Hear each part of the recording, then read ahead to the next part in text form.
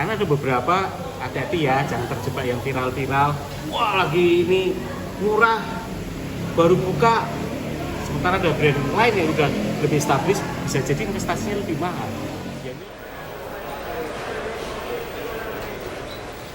Alhamdulillah ya pasti penuh tantangan, tapi apa ya, tetap jalan terus. Alhamdulillah, bahkan sebenarnya permintaannya sangat tinggi ya untuk join investasi itu. Lagi minggu-minggu terakhir ini selalu banyak yang DM, ada yang telepon, ada yang WA minta bagaimana cara yang mengembangkan bisnis, ada yang konsultasi awal bagaimana memulai usaha, terutama ya kaitannya dengan usaha yang aku kembangkan ya, untuk mantap gitu. Itu sih yang paling banyak ke arah situ. Ya mungkin sedikit flashback karena saya memulai usaha juga telat ya. Telat insafnya. Karena saya udah hampir kepala 5 baru memulai usaha, dalam artian yang saya pikirkan karena belum punya karena belum punya pengalaman, lebih aman memang kita bekerja sama dengan bisnis yang sudah punya sistem. Dalam arti mau franchise atau partnership atau apapun, yang jelas karena kita belum punya pengalaman, lebih aman kita bergabung ke yang sudah pengalaman. Baru mulai, jadi nggak ada terlambat, apalagi kalau generasi milenial atau Gen Z, sangat saya sarankan mulai usaha. Walaupun Anda berkantor, mulai usaha apapun. Nah, mungkin kaitannya ini selalu yang datang ke saya, karena banyak yang konsultasi ke saya, generasi Z maupun generasi milenial. Mereka, Pak, budget saya terbatas, hanya 5 juta, 10 juta, atau 20 juta, maks 30 juta. Sangat saya sarankan, ambil usaha yang memang budgetnya, ya mungkin kalau saya sih, saya prefer menyarankan ambil franchise yang budgetnya nggak banyak, mungkin di bawah 50 juta. Kalau uang Anda kurang, saya sangat menyarankan gabung berdua atau bertiga. Bisa ya Pak D? Bisa. Apapun, misalnya nih, ada nilai satu franchise katakanlah 40 atau 50 juta. Bagi aja 3, itu jadi jauh lebih ringan. Sebenarnya bukan masalah uangnya lebih ringan, tapi yang paling penting adalah membagi risiko. Dalam artian gini, kalau Anda investasi, wah punya ini 30, ya udah deh 20 jutanya utang. Berarti total Anda invest di situ 50. Sementara bisnis probabilitasnya kita nggak pernah tahu.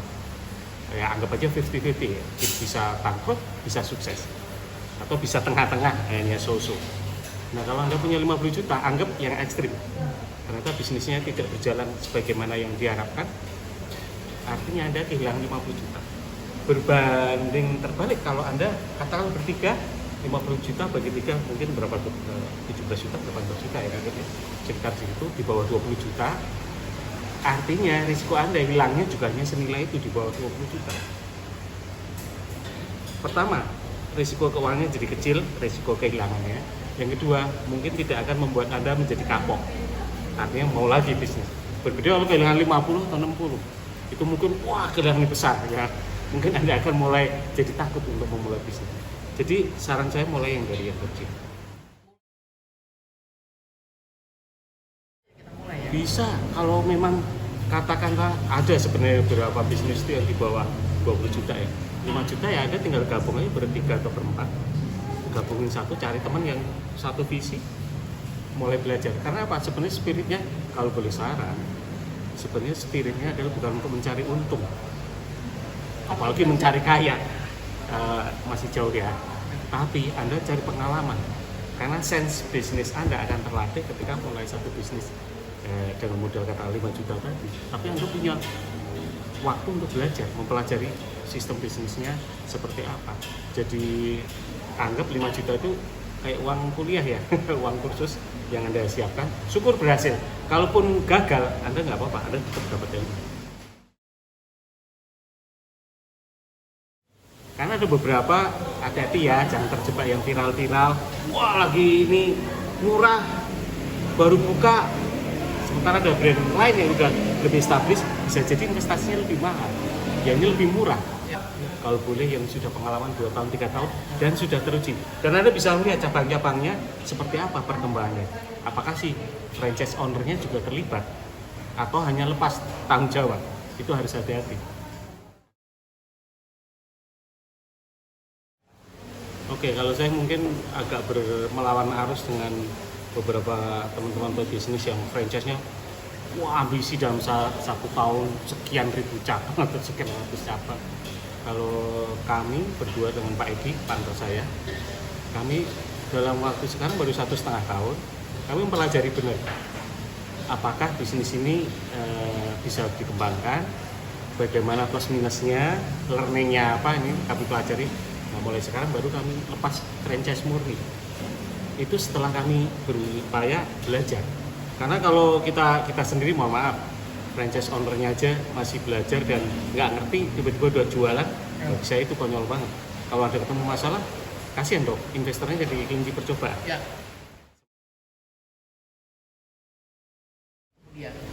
Ini sebenarnya menarik ya kalau kita lihat, karena kita kemarin belajar di pandemi COVID, itu bisnis online luar biasa. Iya.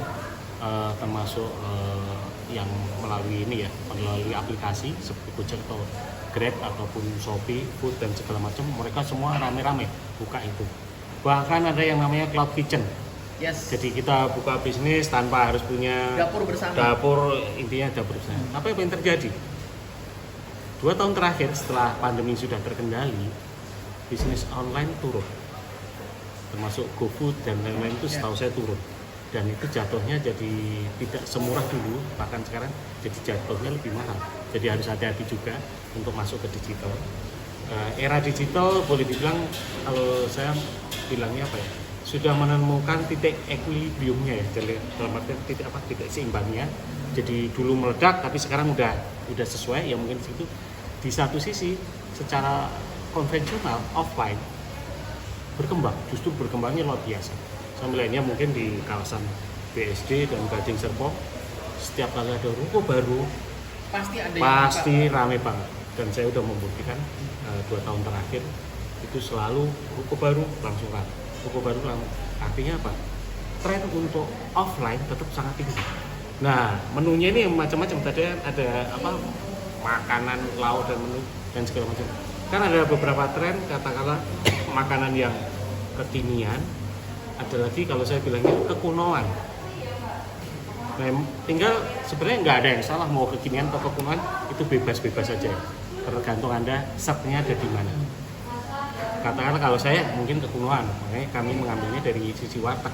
Karena saya melihat bisnis yang lebih kuno, lebih sustain, lebih mudah di manage dan lebih mudah diprediksi daripada bisnis kekinian yang viral, meledak, tapi kita nggak tahu.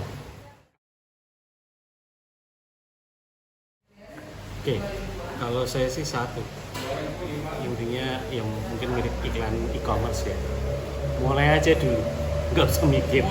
Mulai aja dulu, nggak usah mikir. Anda punya rumah ya Pak? Iya, karena kalau Anda mikir terlalu banyak wacana, Anda terlalu banyak evaluasi, terlalu banyak review sana, ikut pameran, lihat pameran sana sini, nanti nggak akan jalan-jalan.